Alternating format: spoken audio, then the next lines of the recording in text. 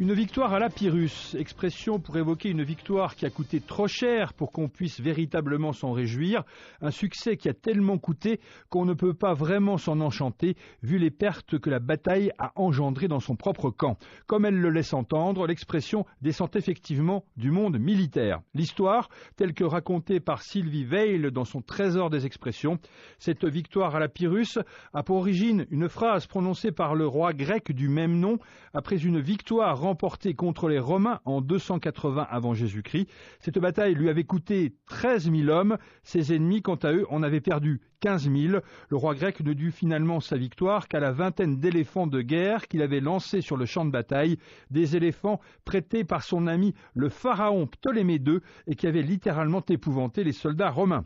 À ceux qui vinrent ensuite le féliciter pour son succès, il répondit non sans amertume « Encore une victoire comme celle-là et nous sommes perdus », phrase qui resta donc célèbre dans l'histoire. Aujourd'hui, l'expression peut tout à fait s'appliquer à nombre d'autres domaines, comme ici l'économiste socialiste Louis Blanc dans son Organisation du travail.